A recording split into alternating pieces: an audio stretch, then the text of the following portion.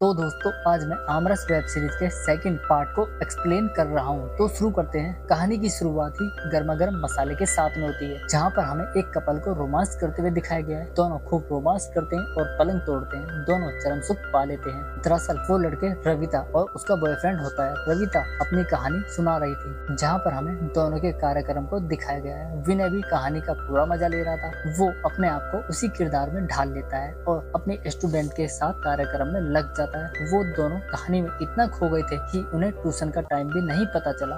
विनय के पिताजी जब विनय को आवाज लगाते हैं तब जाकर विनय की आंख खुलती है। तब वो कहानी से बाहर आते हैं। लड़की के पिता रविता को घर ले आते हैं। कहानी में आगे गुप्ता जी को दिखाया गया है। ज्यादा ट्रैवलिंग की वजह से वो थोड़ा सा बीमार हो गए थे। तब मालकिन उनकी सेवा करती है। गुप्ता जी विनय को काम के लिए घर बुलाते हैं। मालकिन विनय को दूसरे कमरे में ले जाती है और उसे कहानी सुनाने के लिए बोलती है। विनय भी बिना देरी किए ही कहानी सुनाने लगता है और बोलता है ये कहानी कोमल भाभी के जैसी है। जैसे उनका नाम ऐसी उनका सुंदर सामान, बिल्कुल फूलों की तरह कोमल सुगंधित। जो भी भाभी को देखे वो उनका हो जाए। दूसरी तरफ हम विनय की स्टोरी को देखते हैं, जहाँ पर वो पिज्जा डिलीवर करता है। वहाँ हम उसकी मालकिन को देखते हैं, जहाँ पर मालकिन देरी से आने की वजह से पिज्जा के पैसे उसे देने से मना कर देती है। लेकिन अगले ही पल भाभी डिलीवर बॉय को अपने रूम में बुलाती है और गेट बंद कर देती है। मालकिन को जिस चीज की भूख लगी थी वो शायद पिज्जा से मिटने वाली नहीं थी। उसे तो वो हथियार चाहिए था जिसकी गोलियां कभी खत्म ना हो। यहाँ पर मालकिन को पिज्जा बॉय के साथ कार्यक्रम बनाते हुए दिखाया गया है। दोनों खूब रोमांस करते हैं और पलंग तोड़ते हैं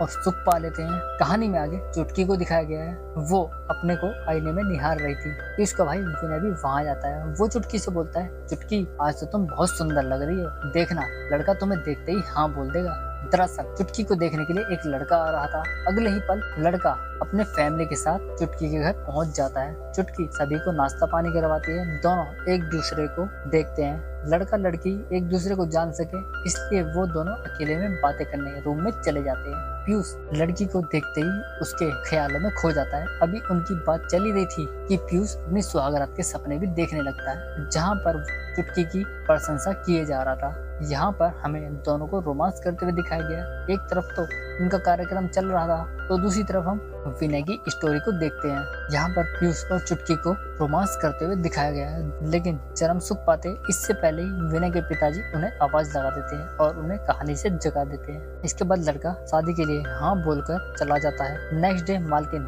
अपने ब्लाउज की डोरी बांध रही थी, लेकिन उनका हाथ कमर तक नहीं पहुंच रहा था। तब विनय ही उनकी डोरी बांधने में मदद करता है। मालकिन को हाथ लगाते ही मालकिन अपने कंट्रोल से बाहर होने लगती है। शायद मालकिन को जिस सुख की तलाश थी आज विनय वो सुख उन्हें दे रहा था। सीन चेंज होता है। विनय को गुप्ता जी के सामने दिखाया जाता है। वो विनय को कुछ फाइल देते हैं। तभी हम देखते हैं कि विनय काफी परेशान दिखाई देने लगता है। मालिक पूछते हैं, विनय तुम्हारे पिताजी ने बताया था तुम्हारी बहन का रिश्ता हो गया है, वो तो अपने घर चली जाएगी, लेकिन तुम क्यों परेशान हो रहे हो। इसके बाद विनय अपने घर के लिए निकल जाता है। दरअसल वो इस बात को लेकर परेशान था कि उसका सुख अधूरा रह गया था। तभी मालकिन का फोन आता है और मालकिन विनय को दोबारा कहानी सुनने के लिए बुलाती है। शायद विनय की अब लॉटरी लगने वाली थी। विनय मालकिन के घर के लिए निकल जाता है और हमारा पार्ट यहाँ खत्म हो जाता है। धन्यवाद।